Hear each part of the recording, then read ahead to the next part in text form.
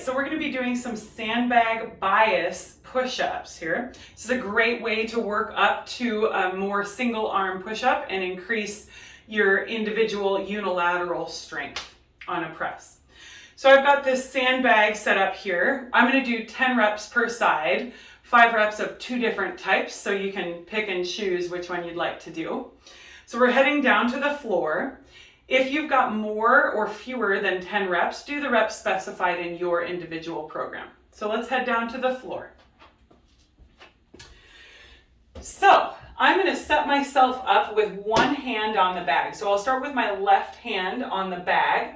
My right hand is going to be out in my push-up position, and my normal push-up position is going to be a little bit wider than my shoulders, right? So I want to be able to create kind of a 45-degree angle from my shoulder to my elbow versus allowing my elbows to wing out right at shoulder height or squeeze all the way back into this military or yoga push-up, tricep dominant push-up.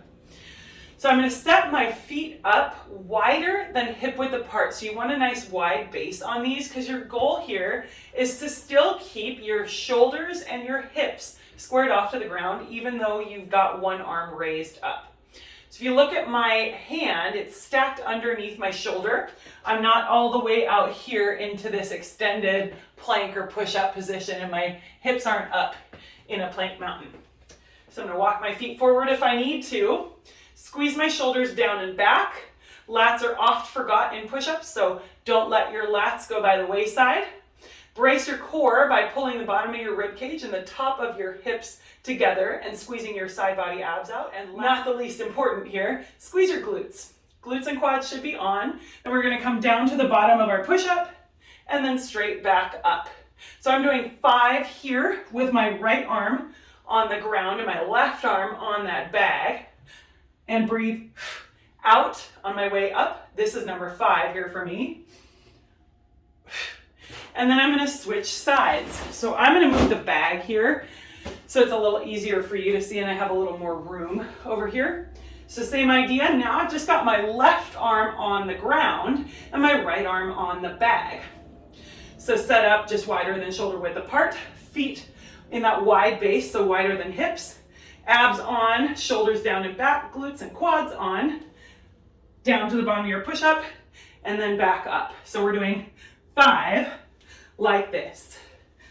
There's 3, breathe out on your way up. There's 4, and last one, there's 5 for me. So as I promised, I'm going to do one other version that's a little more dynamic. So if that was too easy for you, you're going to do a moving bias push-up here. So you're going to start on one side and then move to the other side as you go through your push-ups.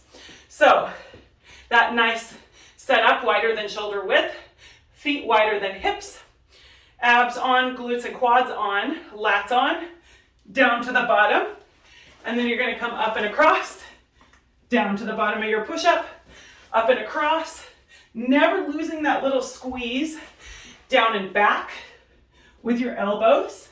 So my hands at the bottom are on either side of my chest versus either side of my shoulders, right? So I'm not winging my elbows out. I'm keeping them down and in. Abs on, so you maintain that nice strong plank. You can probably see by now, push-ups are pretty hard for me, especially these ones. I've got one more per side. Never stopping breathing. And back up. So that's my 10th one.